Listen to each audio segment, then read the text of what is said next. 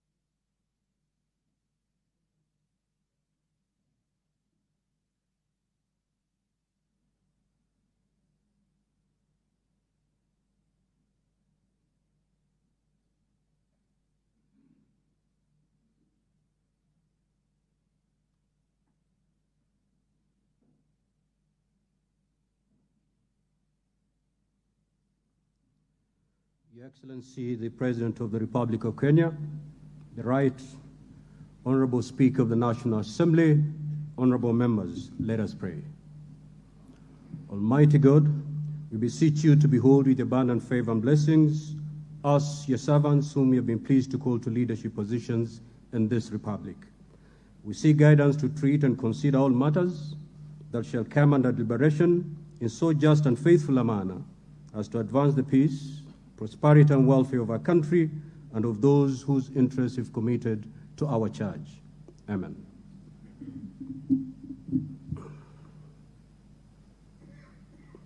You may be seated.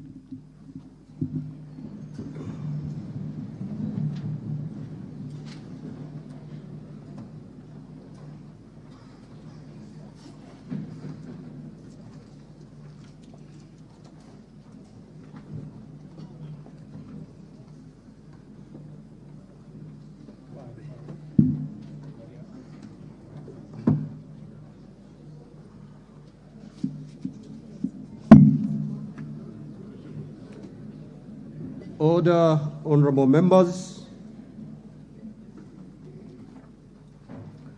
Your Excellency, the Honorable Dr. William Samoei Ruto, CGH, President of the Republic of Kenya and Commander-in-Chief of the Kenya Defense Forces, the Right Honorable Speaker of the National Assembly, the Honorable Moses Wetangula, AGH, MP, honorable members of Parliament.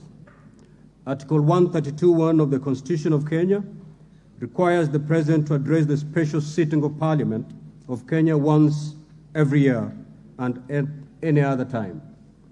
Further, Article 132(1)(c) requires the President to, among others, once every year, report in an address to the nation all the measures taken and the progress achieved in the realization of the national values set out in Article 10 of the Constitution. In addition, Article 240, subsection 7 of the Constitution requires the President, in his capacity as the chairperson of the National Security Council, to report to Parliament annually on the state of the security of the Republic.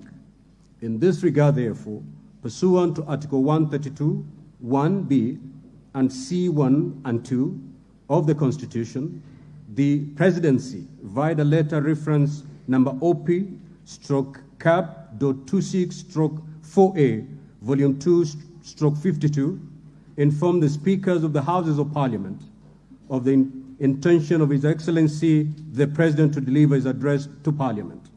Consequently, pursuant to Standing Order number 25(1) and 2 of the Senate, I gave notice of today's special sitting to the Honorable Senators by Gazette Notice number 14716, which was published in the Kenya Gazette on Friday, 3rd November 2023.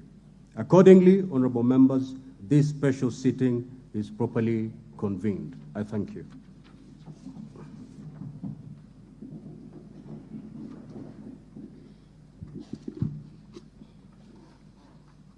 Your Excellency, Honorable Dr. William Samoei Ruto, CGH, President of the Republic of Kenya, and Commander-in-Chief of the Kenya Defense Forces. The Right Honorable Amason Kingi, EGH MP, Honorable Speaker of the Senate, Honorable Members of Parliament, members of the Diplomatic Corps, distinguished guests, ladies and gentlemen. Article 1321B of the Constitution of Kenya requires the President to address the nation once every year and at any other time.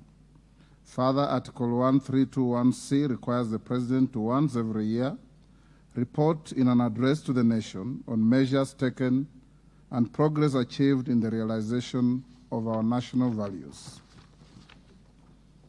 Additionally, Article 1321C Roman 3 of the Constitution provides that the President shall submit a report for debate to the National Assembly on the progress made in fulfilling the international obligations of the Republic. In this regard, honorable members, by way of a message to the House dated 26 September 2023, His Excellency the President conveyed his desire to address a joint sitting of the Houses of Parliament today, 9th November 2023. Therefore, pursuant to the provisions of Standing Order 22 of the National Assembly Standing Orders, and by Gazette Notice number 14715, which was published in the Kenya Gazette on 3rd November 2023, I gave notice of this special sitting of Parliament to the members of the National Assembly. Accordingly, honorable members, this special sitting is properly convened. Your Excellency, in the custom of Parliament, we recognize invited guests seated in our galleries. I therefore wish to recognize the following guests who are seated in the Speaker's row. Her Excellency Rachel Ruto, EGH, First Lady of the Republic of Kenya, and other members of the First Family. His Excellency Honorable Rigathi Gachagua, EGH, the Deputy President of the Republic of Kenya and the spouse of the Deputy President, Her Excellency Pastor Dorcas Rigathi. The Honorable Musalia Mudavadi, EGH, the Prime Cabinet Secretary and Minister of Foreign Affairs. Your Excellency, honorable members, also present in the Speaker's row this afternoon are the Honorable Lady Justice Martha Koome, EGH, Chief Justice and President of the Supreme Court, Her Lady Justice Philomena Mbete Mwilu, MGH, Deputy Chief Justice and Vice President of the Supreme Court. They are accompanied by Honorable Justice Eric Ogola, Principal Judge, the High Court, Honorable Justice Oscar Angote, Presiding Judge in Environmental and Land Court, and Honorable Justice Brian Ongaya, MBS, Principal Judge, Employment and Labor Relations Court. We are similarly pleased to host the former Vice President of the Republic, the Honorable Stephen Kalonzo Musyoka, EGH, who is also the co-chair of the National Dialogue Committee. We are also honored to have in our midst the immediate former speakers of the Houses of Parliament, the Honorable Justin B.N. Muturi, EGH, who is the current Attorney General of the Republic, and the Honorable Kenneth Lusaka, EGH, the Governor of Bungoma County. Your Excellency, allow me to also recognize the Chairperson of the Council of Governors, who is also the Governor of Kirinyaga County, the Honorable Anne Waiguru, EGH, and the Honorable Johnson Sakaja, Governor of the Nairobi City County. May I also accord special recognition to all Cabinet Secretaries present, Mr. Felix Kosgei, Chief of Staff and Head of Public Service, Principal Secretaries, members of the Diplomatic Corps, and heads of constitutional commissions and independent offices present in Parliament today. Your Excellency, I wish to make a special mention of the Chief of the Kenya Defence Forces, General Francis Ogola, and the respective service commanders, the Inspector General of Police, and other leaders of our disciplined forces who are seated at the Speaker's row. We are grateful for their distinguished service to the nation. To all invited guests, karibuni sana kwa bunge. Honorable members, distinguished guests, ladies and gentlemen, it is now my singular honor and privilege to invite His Excellency the President of the Republic of Kenya and Commander-in-Chief of the Kenya Defence Forces to address this special sitting of Parliament. Welcome, Your Excellency.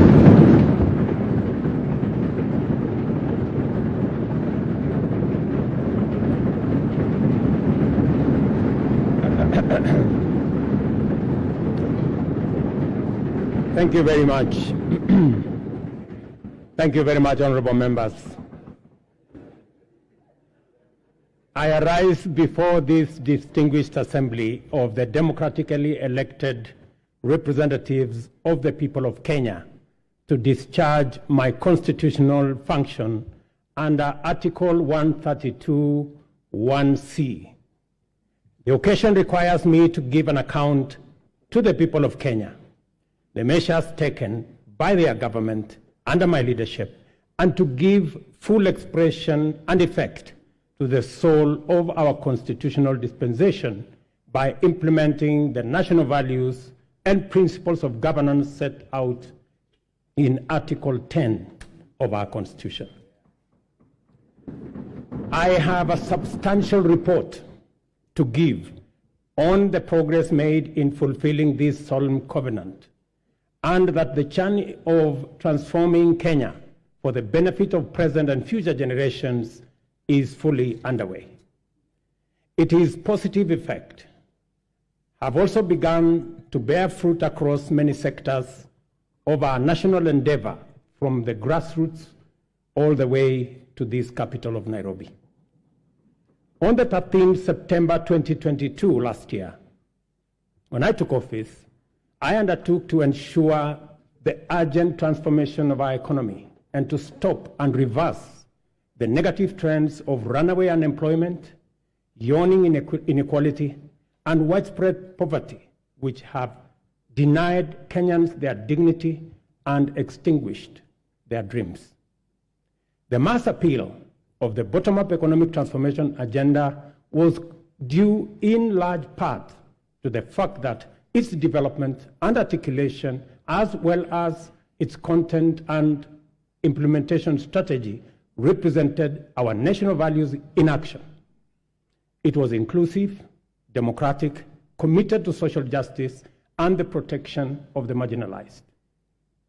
Our commitment to bring the national values and principles of governance to life in order to significantly enhance the well-being of every individual and promote the unity, stability, security, and development of our country began long before the last election and will endure well beyond our term. It has been my manifest intention to live up to all the commitments set out in the plan, and despite enormous challenges and tremendous difficulties, we have made encouraging progress in a positive direction. This has not only vindicated our philosophy of inclusive transformation in pursuit of shared prosperity, but it has also increased our confidence that we are on the right path and shall, in due course, deliver the transformation of our nation in full. It is important for us to point out that we began the implementation of our mandate to transform Kenya's economy from the bottom up under extreme difficult circumstances, not to excuse failure or to justify inability or omission to do the necessary work. Not at all. Rather, we do it to emphasize the significance of our progress, underscore the possibility of transformation under daunting conditions, and express well-founded confidence that when sufficient progress is made, we shall do much more and go much further in delivering the Kenya we want for our generations and also for posterity. In our plan, we identified 3 primary challenges: external shocks, fiscal distress, and structural imbalance that heavily strained our economy, causing nationwide difficulty. The COVID-19 pandemic, coupled with global supply chain disruptions and geopolitical conflicts, significantly raised inflation and interest rates, adversely affecting our economy, while low agricultural investment and a prolonged drought led to food shortages and made Kenya a net importer of food in a volatile international market. It was under conditions of such extreme difficulty that the people of Kenya entrusted us with the responsibility of simultaneously generating effective solutions to immediate problems, providing a credible pathway to stability in the medium term, and undertaking long-term structural transformation of our economy, but in a manner which paid attention to the needs and aspirations of Kenyans, especially those at the bottom of the pyramid. The transformation of our economy is not only desirable and important, it is also necessary and urgent. And the people of Kenya have made this clear at every opportunity. Our duty as leaders is to listen keenly and comply with the people's wishes. Kenyans want to proceed in a new direction and demand a new conversation that puts ordinary Kenyans, the mama mboga's security, well-being, interests, and aspirations at the front and center of all policy and governance discourse. Citizen freedoms and fundamental rights lie at the heart of enterprise and democracy.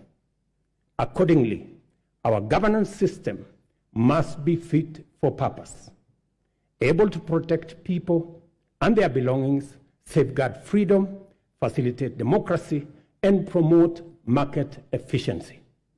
To do this, law enforcement must be robust, judicial integrity, efficiency and independence, absolute, and the right to the protection of law non-negotiable and impartial.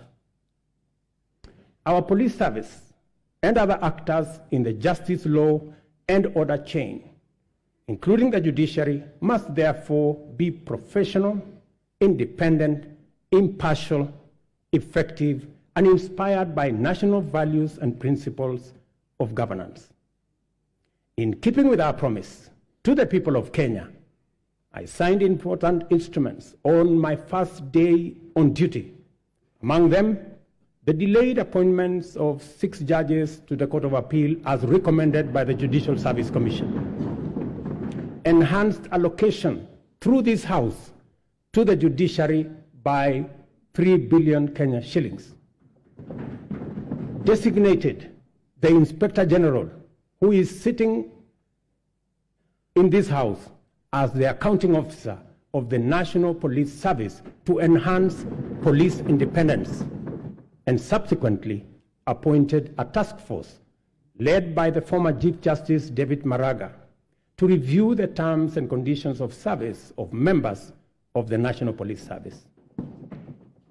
This was necessary, members, so that we can cement our place as a nation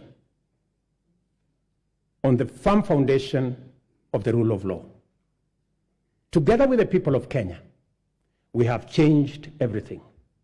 We have transformed the national political conversation from personalities to issues, from regional or ethnic lages to opportunities for all our young people, from divisions to inclusion, and from status quo to the bottom-up economic transformation for shared prosperity.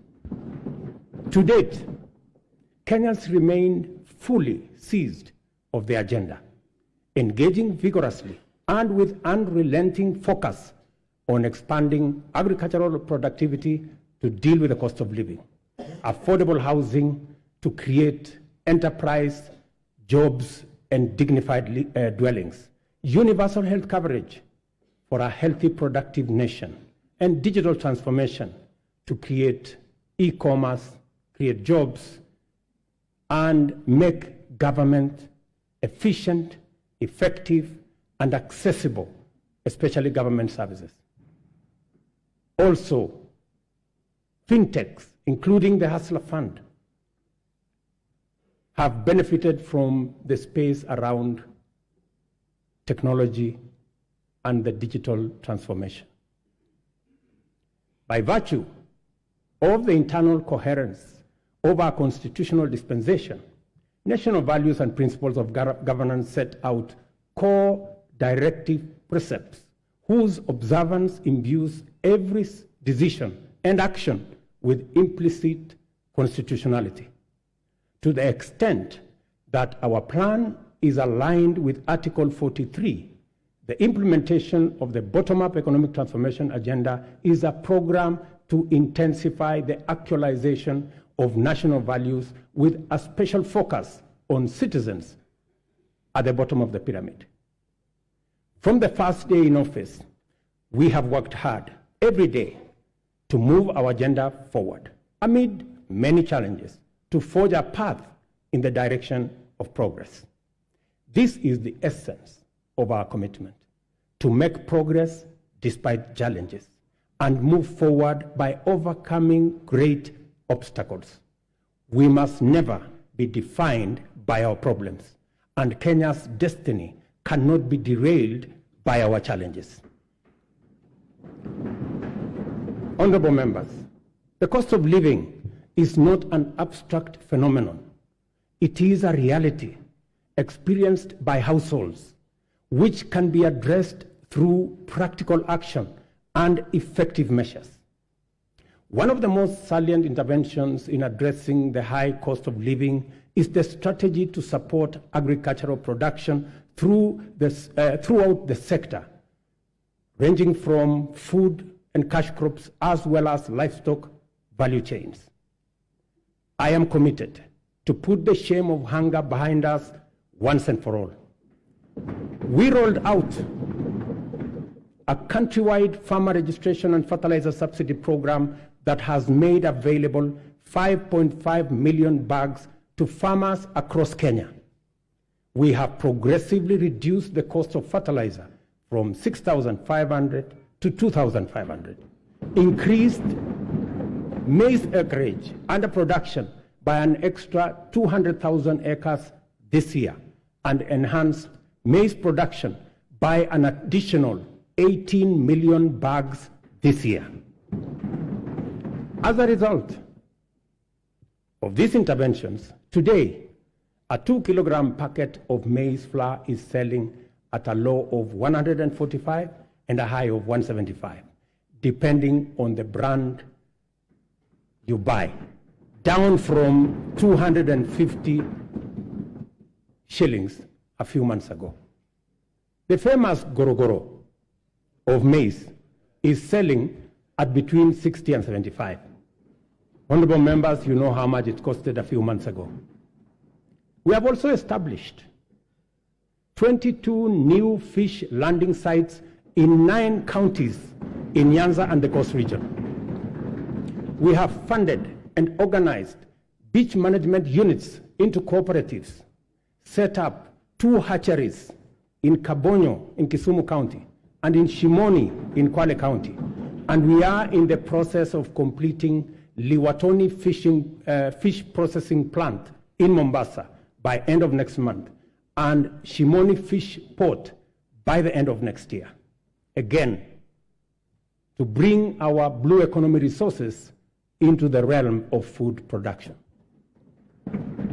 To achieve efficiency, transparency, and accuracy in fertilizer distribution, we enrolled farmers on a digital register with accurate details of the location and acreage of their agricultural land holdings. This database enabled us to implement an e-voucher system through which farmers received their fertilizer consignments for planting and top dressing of maize, tea, coffee, rice, potatoes, cotton, edible oils, sugarcane across the country. Our farmers are the best people to speak about the success of the fertilizer program. Yesterday, I spoke to several farmers in different parts of the country. Ms. Alice Nato, a single mother in a place called Milo in Bungoma, told me that the 2,500 fertilizer had doubled the yield in her farm from 52 bags of maize last year to 120 bags of maize this year. Another farmer, Mr. Albert Munyi from Embu, appreciated the impact of fertilizer subsidy had in his farm and asked me to work out a way that the fertilizer can be delivered closer to the farmers rather than at the National Cereals and Produce Board depot. I assured him that I will work with the governor of Embu and with all governors to actualize his proposal for him and for other farmers who believe the same. But it was Mr. Samuel Chacha of Kuria who graphically painted the picture of transformation the fertilizer subsidy has done in his farm. With a phrase that struck my mind, he simply told me, Mr. President, shamba yangu ina meta.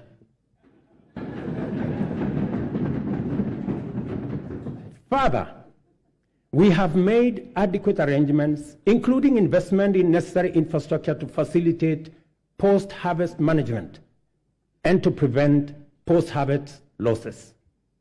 17 certified warehouses jointly managed by the National Cereals and Produce Board and the private sector owners with a combined capacity of 365 metric tons or 4,090 kilogram bags have been prepared in the maize growing areas. The National Cereals and Produce Board shall provide a subsidy maize drying service to farmers at a fixed cost, as was announced by the Minister, of Kenya shillings 70 per bag, which is a significant improvement from the previous rate of Kenya shillings 350 per bag. Yesterday again, the first consignment of the 100 mobile dryers this House facilitated my administration to buy for use by our farmers. I announced to you yesterday the first consignment of the dryers docked in the country. Additionally, we are enhancing dairy productivity for better farmer returns. The government, working with milk processors, and I had a long conversation with them in Nakuru, we are mapping the country to ensure coolers are supplied where they are needed. Soon, farmers will be paid based on milk quality, boosting incomes, and they can also enjoy global market access. Our reforms in the coffee sector are bearing fruit, with our farmers set to earn 4 times advance pay for their crop from a low of 20 to now Kenya shillings 80, following the allocation of Kenya shillings 4 billion from the Coffee Cherry Fund that was ably facilitated by this House. Coffee reforms regulations will give farmers the necessary representation and weight at the National Coffee Auction. It is my intention to make sure that the auction operates with farmers at the center of it. These measures are expected to aid ongoing efforts, including expanding production to new counties and double coffee output in the next 4 years. The government of Kenya is currently restructuring public sugar mills, expediting the leasing of 5 companies for rehabilitation and expansion to boost industry competitiveness before the Commercial Sugar Safeguards expire. The objective includes creating a competitive sector, raising farmer incomes, and enhancing productivity. This House agreed with my cabinet that we waive Kenya shillings 117 billion non-performing debt for government-owned sugar factories, for which I am grateful to this House. This House also approved 1.7 billion shillings that will go into paying farmer arrears and other complications that arose out of the challenges our sugar sector was facing. I want to promise this House that in the next couple of weeks, we shall be dispersing that money so that farmers in the sugar growing area can go home for Christmas with their money. As earlier indicated, our public borrowing had long crowded out the productive sector from the financial markets, raising the cost of credit and slowing down trade and commerce. As I told Kenyans on my first day in office, times were difficult and many people are struggling, and necessary and effective sustainable solutions were urgently needed. We must admit, honorable members, that as a country, we had been living large and way beyond our means. The time has come, therefore, to retire the false comforts and illusionary benefits of wasteful expenditure and counterproductive subsidies on consumption, by which we dug ourselves deeper into the hole of avoidable debt. The new direction may not be easy, but it is ethical, responsible, prudent, and most importantly, necessary. We've had to take hard decisions and make painful choices because we owe it to the people of Kenya to do the right thing and to confront facts as they are without flinching or equivocating. We have worked hard at home and abroad to mobilize a broad coalition of bilateral development partners. Many of them, I see them in this House, multilateral development banks and other agencies, which have rallied to pull our country back from the brink of debt distress and set us today firmly on the path towards sustainable economic growth. Our efforts to stabilize the situation have yielded such progress that next month, in December, we will be able to settle the first Kenya shillings $300 million or 500 billion Kenya shillings installment of the US dollars 2 billion Eurobond debt that falls due next year. I can now confirm with confidence that we will and we shall pay the debt that has become a source of much concern to citizens, markets, and our partners. Having said this, I further announce to the nation that our intention, consistent with sustained effort here and abroad, have enabled us to normalize our relations with the International Monetary Fund, the World Bank, the Africa Development Bank, and various development partners to such an extent that they are now working with us to implement the bottom-up economic transformation plan. As I earlier indicated, our public borrowing had long crowded our productive sector from the financial markets, raising the cost of credit and slowing down trade and commerce, especially the micro, small, and medium enterprises, including Mama Mboga. Consequently, Many enterprises and entrepreneurs were referred for blacklisting by the credit reference bureaus, where 7 million borrowers were listed by last year. We committed to provide affordable and accessible credit and restore small business owners to good standing with credit rating agencies.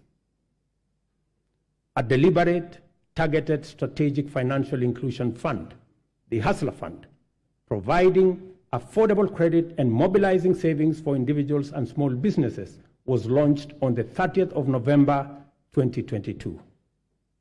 The public response to the Hustler Fund has exceeded most initial projections and surprised even the most hardened skeptics. By the end of last month, the fund had disbursed Kenya shillings 36.6 billion, and in savings 2.3 billion, and with 7.5 million repeat borrowers, whose overall repayment rate is at 73%. The top borrower of the fund has so far accessed Kenya shillings 4.5 million in 816 transactions, while the top voluntary saver is at 631,491. In the intervening period, the Hustler Fund has also launched a group product which has attracted 50,000 active groups to the platform, and of which 20,000 have received 151 million Kenya shillings. The Hustler Fund has provided us not only the huge pent-up demand for affordable credit, but also the readiness of Kenyans to express or to embrace credit and savings and to pay their loans on time with minimum prompting. The notion that Kenyans are not creditworthy or are high-risk borrowers is nothing more than an unjust financial profiling, which has, in many instances, become a needless, self-fulfilling prophecy. Yesterday, when I called Harrison Karisa Kenga, a tuk-tuk operator in Mombasa, who has accessed 714,000 from the Hustler Fund, he suggested to me to find a way to have the fund provide asset financing so that he can buy for himself a tuk-tuk, because the one he had was not his. I assured him that during my address today, I would ask the ministry responsible to respond to him. Consequently, I hereby direct the Ministry of Cooperatives and MSMEs to expeditiously engage Mr. Kenga. I will give you his telephone number. The impact of the Hustler Fund is summarized by a story of a Mr. Sospita Ondiek from Kisii. I suggest that the Kenyan film industry should look for him so that he can tell you his full story. Mr. Ondiek has a plumbing and tiling business in Kisii. And through the Hustler Fund, he has accessed 1.7 million in the many transactions he has undertaken to enhance our savings that have consistently been among the lowest globally, and to correct the delayed transformation of our social security architecture. Fundamental reforms are underway in our savings and social security space. As promised, we committed to take deliberate measures to foster a strong culture of savings amongst Kenyans and enable them mobilize resources for investment and development of intergenerational capital to eliminate old age poverty and to ensure comfort in retirement. Until recently, the rate of Kenya's public pension saving stood at 1.4 billion shillings a month, which is the lowest in our region at only 12.5% of our GDP. As a result of our initial interventions, the savings situation in Kenya is changing for the better. Contributions, honorable members, to the National Security Fund have grown from 1.4 billion shillings in January to 6.5 billion shillings every month, this month. The implication of this growth in our national savings is that it will significantly consolidate our nation's ability to invest in development using domestic resources as opposed to us going to borrow other people's money when they save.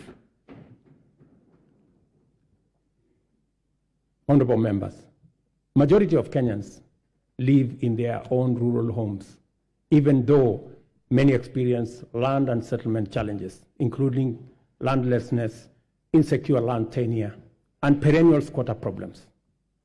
Acute housing challenges are principally an urban phenomenon, and they present a serious threat to health and safety, as well as dignity of people, particularly low-income earners.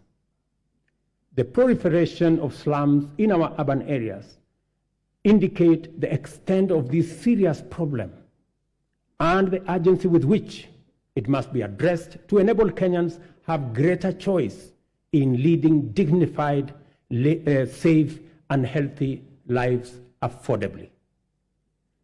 Low supply of affordable housing units in Kenya is acute, making rent a huge component of the cost of living for many households. The increase in affordable housing units is a strategic intervention to not only supply affordable dwellings for Kenyans, but also as a means to reduce the cost of living. 3 categories of houses will be supplied by this program: social housing, affordable housing, and for the rest, market rate housing. Interest on financing is where we intend to make the big difference. Interest at the moment, as all of us know in this house, is at almost 18%. But under this program, all interest should be or will be at single digit. For social housing, the interest will be at 3%. You know, honorable members, that we all get 3%. So even the people in the social space, they also deserve to get 3%. Those in the affordable housing space will get 6%, and 9% for the people in the market category. The affordable housing program has received tremendous support from county governments across Kenya. And I want to thank governors, and I know the chair of the Council of Governors is here, through her, all governors who have worked with us to make sure that this program becomes a reality. The construction of 46,792 units in various parts of Kenya is already underway, while another 40,000 are ready to commence in a couple of weeks. 50,000 Kenyans are working. People who were previously unemployed, they are now engaged directly and indirectly in this enterprise. And the numbers will significantly increase as the projects move into the next phase and as we roll out many more units. A total of 746,795 housing units are in the pipeline as I talk to you, under various stages of delivery. More jobs are being created with the formalization of the Jua Kali clusters, providing products like doors, hinges, and windows. And this morning, as I visited one of the sites that I went to launch the construction in March, I was amazed that a site that was flat in March today, and I was with the Member of Parliament for Ruiru, today has 8 11-block units, almost at 60% complete. And I also met the Juakali cluster for Ruiru, and they have been given a contract of 140 million to be able to supply doors and windows.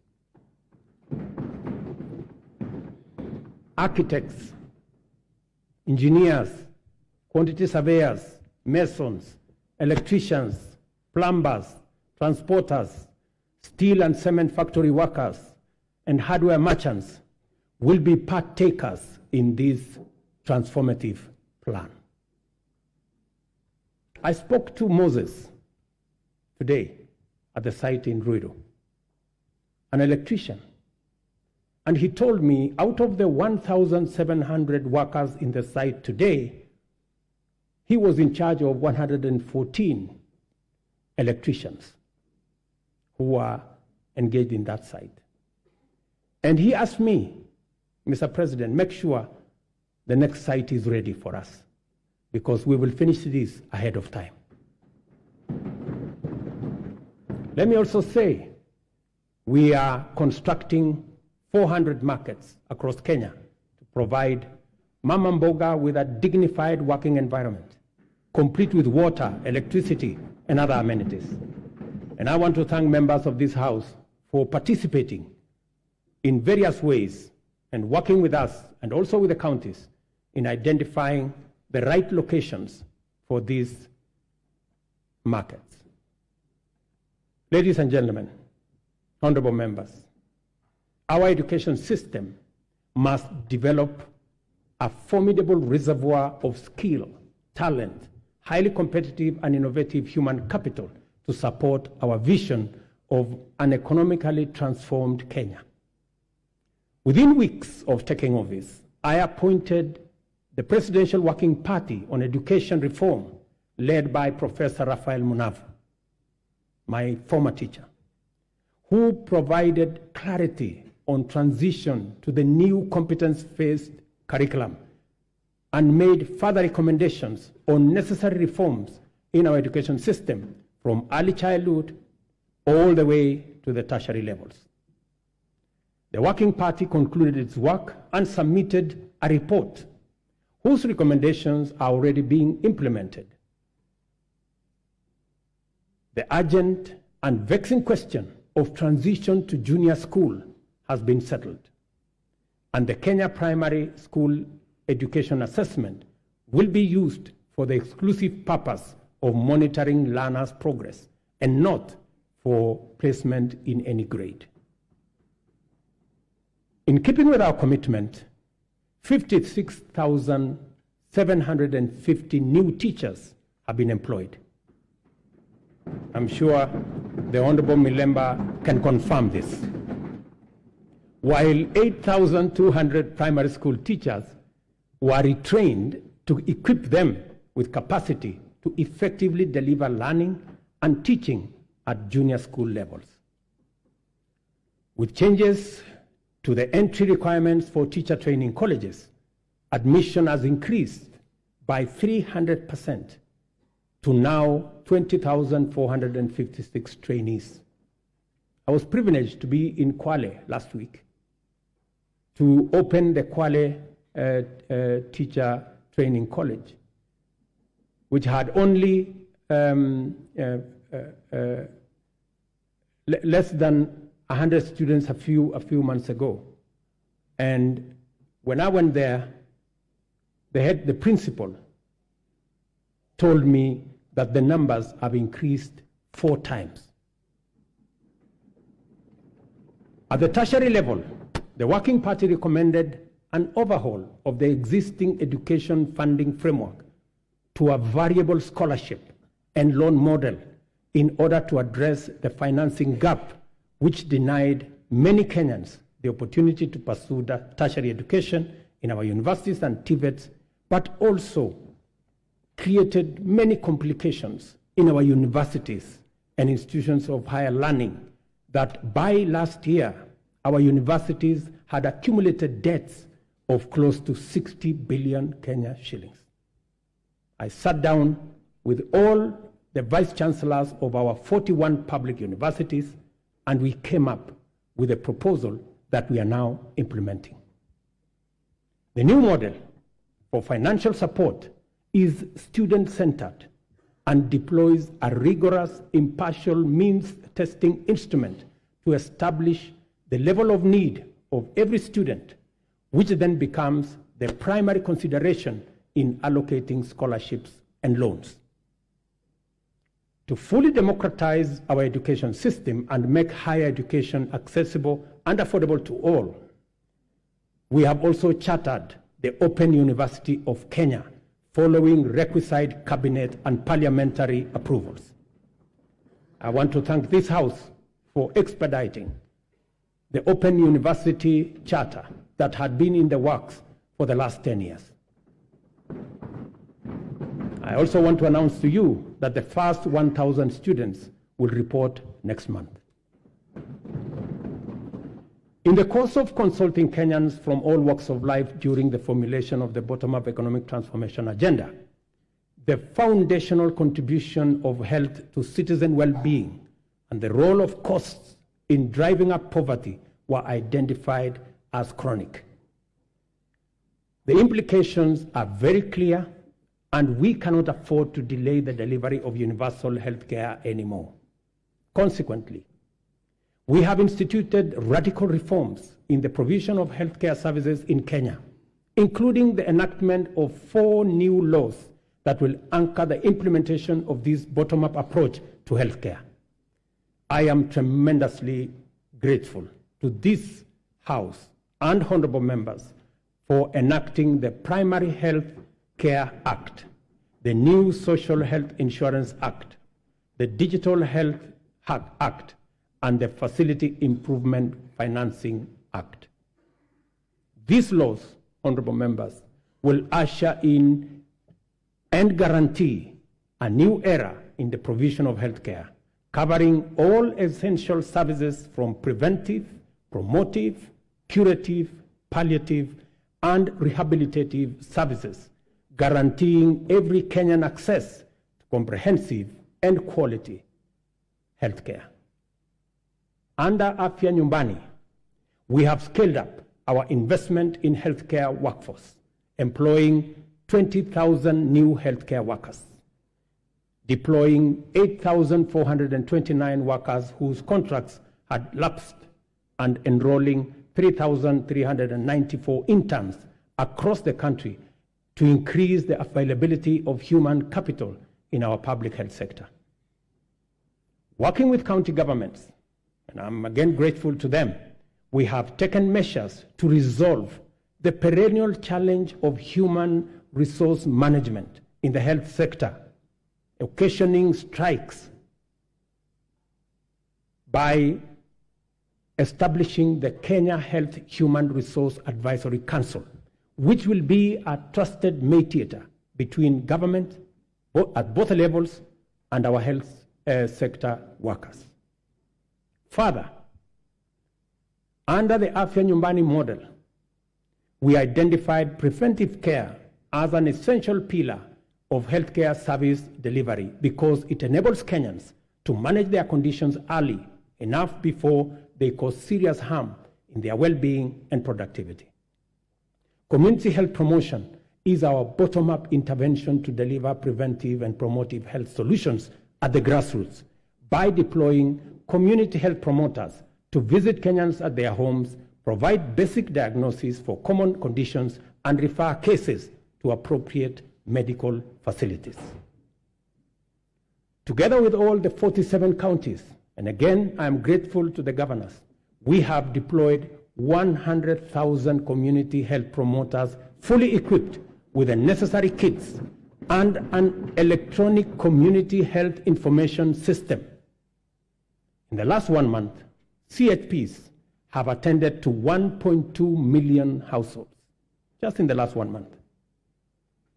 I spoke on phone to Mr. Masood Dirie, a community health promoter in Garissa, yesterday, who told me he has been a community health promoter, health volunteer since 2011. Unlike before, Now he has a full medical kit and has used it to confirm that 7 people in his locality had high blood pressure.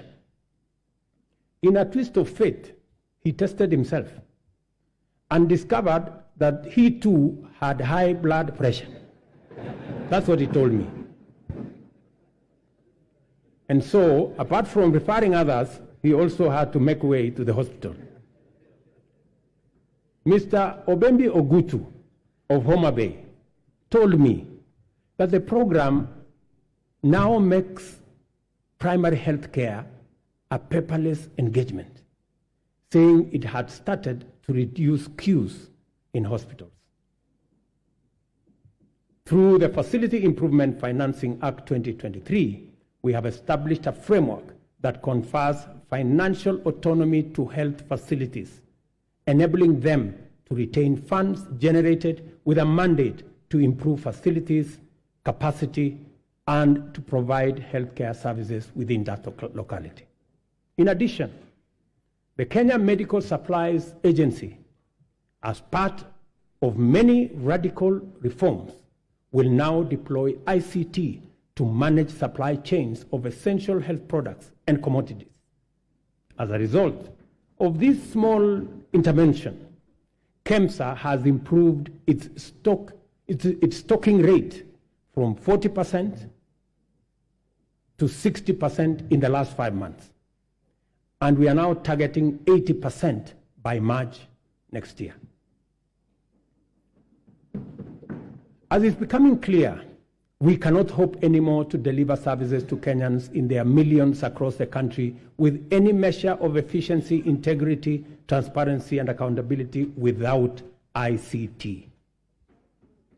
From education and health to agriculture and financial inclusion, digital technologies reign supreme in transforming service delivery, governance improvements, and catalyzing efficiency throughout the economy.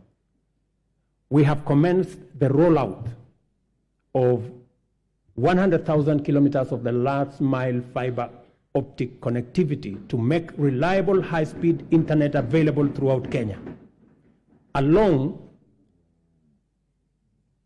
with 25,000 free Wi-Fi hotspots in all market centers. The rollout, and I was given a statistics by the end of this year, the first 2,200 will be rolled out, and another 1,450 ICT hubs in every ward. I want to thank the membership of this House for considering to change the NGCDF Act so that you can also deploy those resources in the ICT space and enable millions of young people in your constituencies and wards to access internet and technology for digital jobs, e-commerce, and to give them the possibility of working on remote jobs. I have engaged the chair and committee of this House in that space. We have agreed on the model of how the ICT hub will look like, and I am truly grateful that Parliament came through and considered changing the law so that we can work on this together. We have expanded digital provision of public services to encompass 13,000 services to date, and it is my commitment to ensure full digitization by the end of next month. Our decision to enhance efficiency and integrity in the provision of government services has gone a long way to improve revenue collection. Working with the private sector, we launched the local assembly of affordable smartphones last week in Athi River.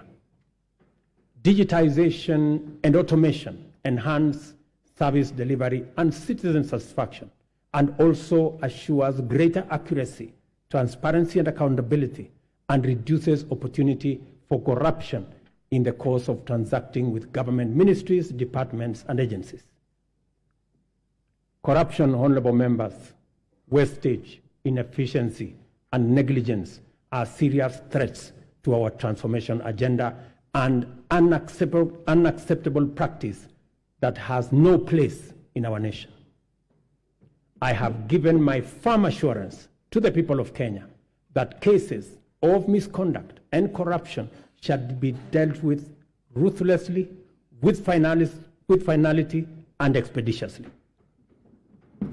I ask this Honorable House to finalize the Assets Declaration and Conflict of Interest Bill to further tighten our anti-corruption policy framework and eliminate space for those who want to steal our money.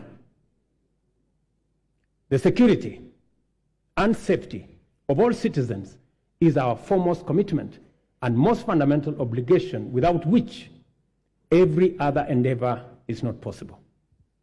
The reason why Kenya has continued on the path of steady progress is that we have maintained stability, peace, and security by affirming our territorial integrity and maintaining internal tranquility. This is not to say our country has not had its share of security challenges. The specter of terrorism is a continuing threat that we must remain constantly vigilant against. Pockets of banditry, cattle rustling, and armed lawlessness have besieged and devastated communities in the North Rift, Northeastern, and occasionally parts of Eastern and the coast regions. We all know that insecurity disrupts lives and destroys livelihoods. Our country has lost too many people to this menace. Many children have been orphaned and missed school, and many families have been displaced because of lawless men taking up illegal arms and waging war against communities. The government exists to ensure that those who challenge our sovereignty, territorial integrity, national security, and the safety of the people of Kenya are expeditiously countered and rendered harmless. We have therefore taken firm and decisive measures to deal with the challenge of banditry, armed crime, cattle rustling, and other forms of impunity in all parts of the country, beginning with a successful security operation to restore calm in the North Rift. We have been systematic, focused, thorough, unrelenting, and totally committed to removing for good all threats to lives and livelihoods of Kenyans. I know there are pushbacks from the criminals, but I want to assure the honorable members of this House that we will be unrelenting. And until it is done, it is not done. In discharging this commitment, we have been mindful not to use security imperatives to commit impunity, including misuse of resources and extrajudicial infringement on freedoms and fundamental human rights of citizens.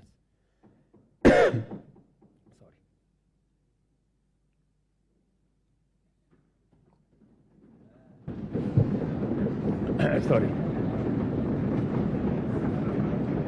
We are conscious to provide security as a public service for the benefit of law-abiding citizens and as a guarantor of economic growth. Therefore, our security services have been committed to a citizen-centric, rights-focused, inclusive, and community-based security strategy. I am therefore quite clear that there exists no tension between the effective delivery of security services and the upholding of human rights and fundamental freedoms. We can be and therefore must be secure, yet free and democratic. In order to entrench our all-of-society coalition, we have resolved to enhance diversity and inclusion by expanding enrollment in the National Youth Service as an agency to capture young people at the bottom of the pyramid. Consequently, we are doubling enrollment to 40,000 yearly in the National Youth Service and have made it absolutely mandatory that every village, center, town, and city in Kenya is properly represented in the recruitment. To consolidate this proposition, we have directed that 80% of future recruitment to all security services, from the military, the police, KWS, Kenya Forest Service, and all other security agencies, 80% will come from the well-trained, talented, and committed young men and women who have undergone training at the NYS.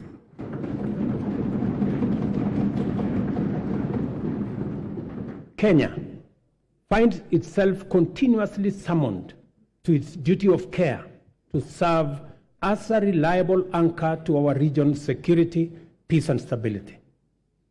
We continue to answer our historic, moral, and strategic responsibilities to deploy our resources in solidarity with our region in general and our immediate neighborhood in particular.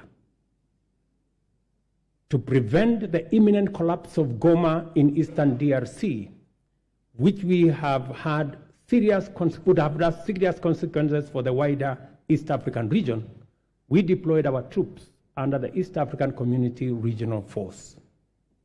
We have continued to anchor the fight against Al-Shabaab in Somalia under the Africa Union Transition Mission in Somalia.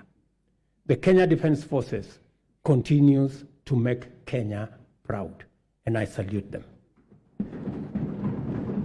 It is our firm position that only a democratically accountable system that is sensitive and responsive to the adverse and diverse composition of Sudan can secure that country.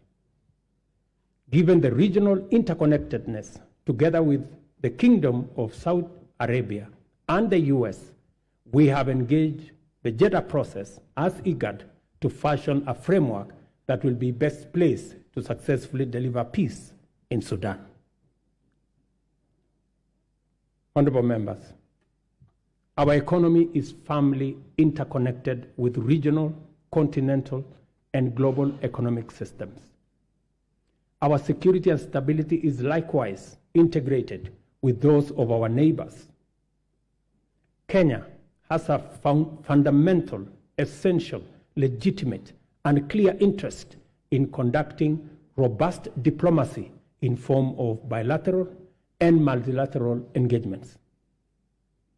For the last 12 months, we have continued to fulfill our international obligations through Kenya's leadership in the international arena. This is underscored by the high-level summits Kenya has hosted and participated in. Kenya successfully hosted the inaugural first-ever Africa Climate Summit. We also hosted the 43rd Ordinary Session of the Executive Council, the 5th Mid-Year Coordination Meeting of the Africa Union, and the Regional Economic Communities, and the first-ever African edition of the Berlin Climate and Security Conference in Nairobi. All these summits have brought into our country about 30 heads of state and government and over 30,000 delegates from different parts of the world. The government has made deliberate efforts to harness the immense and potential of Kenyans also in the diaspora.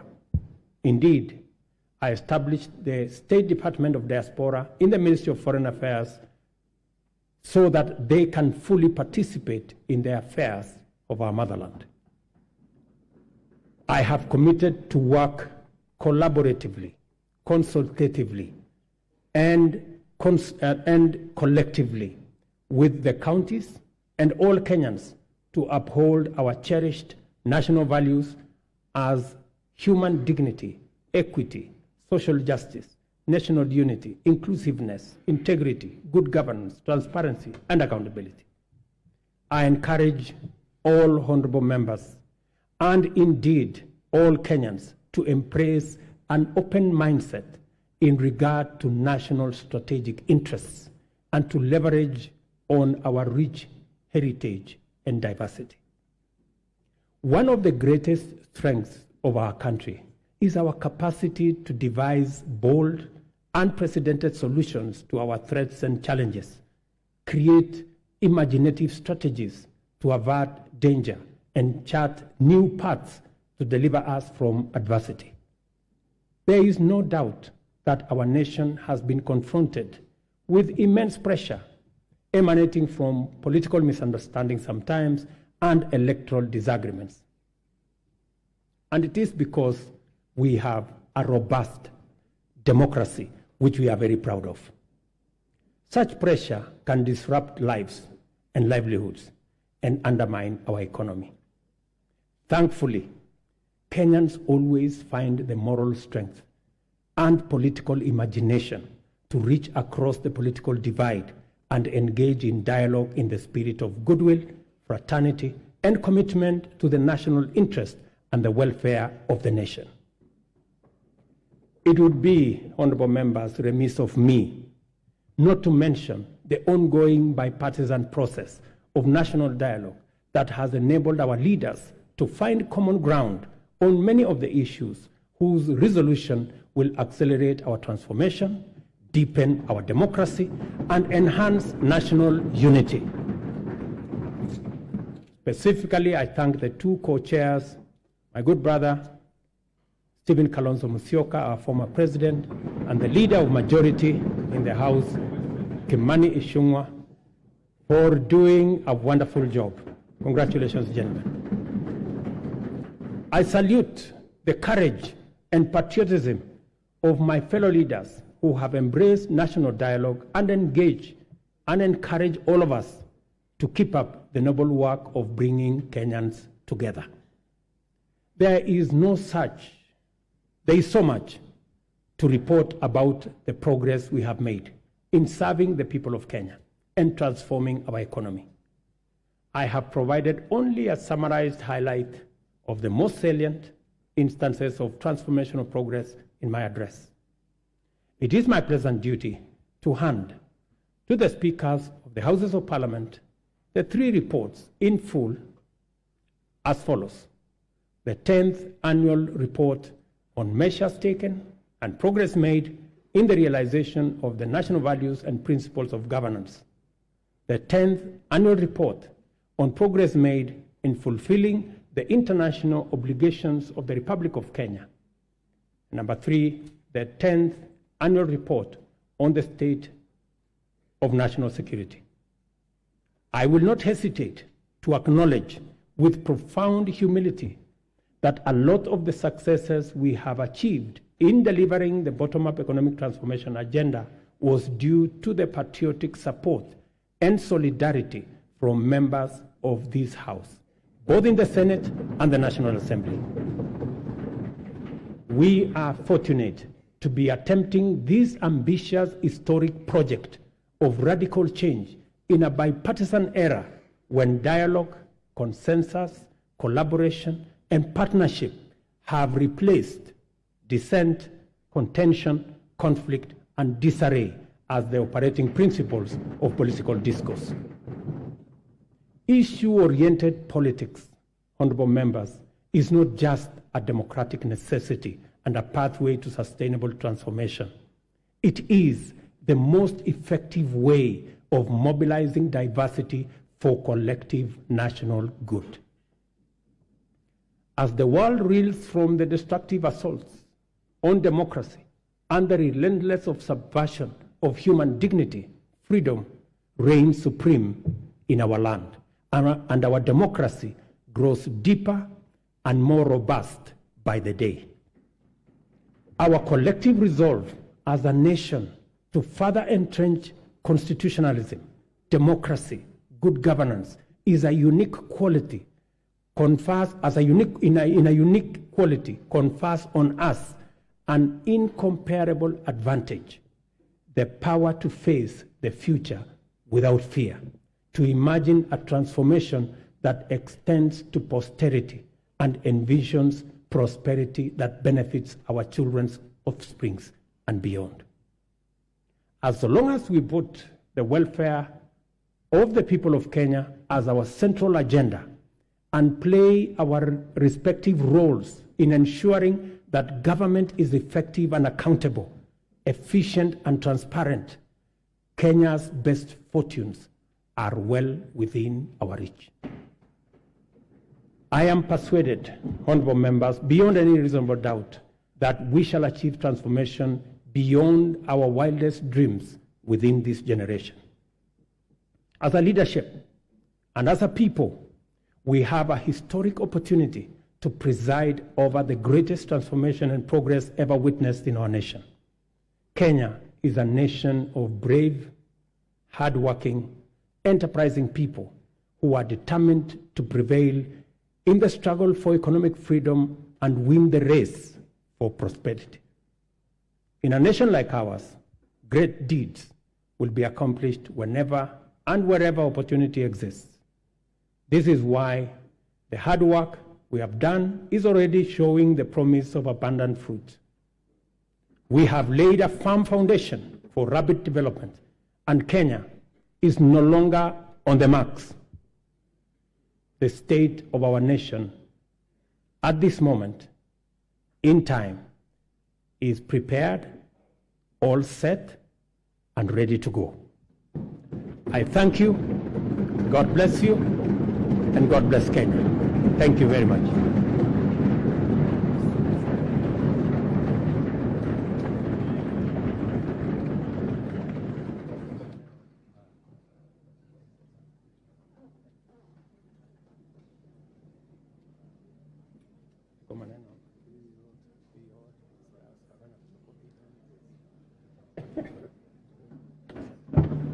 Thank you very much.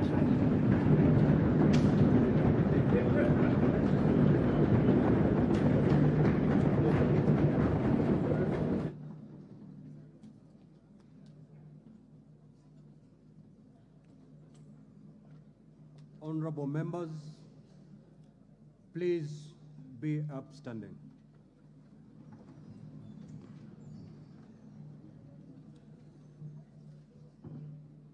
Your Excellency the President, the Right Honorable Speaker of the National Assembly, honorable members, we have come to the conclusion of the business of the day, and it is now time to adjourn. The Senate stands adjourned until Tuesday, 14th of November, 2023 at 2:30 p.m. in the Senate chamber. I thank you. Honorable members remain upstanding. Honorable members of the National Assembly now stands adjourned until Tuesday, 14th November 2023 at 2:30 p.m. May I also take this opportunity, Excellency the President, to invite all honorable members and our guests to a reception at the Parliament courtyard. May I also request all of you honorable members and our guests to remain standing in your places until the procession of His Excellency the President and the speakers leave the chamber. I thank you.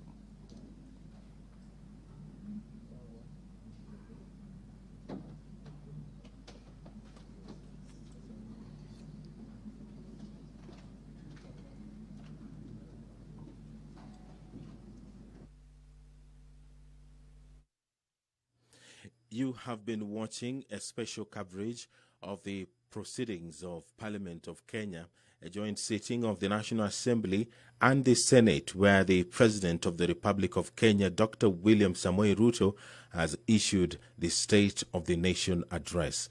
This live broadcast has been brought to you by the Parliamentary Broadcasting Unit in conjunction with the Kenya Broadcasting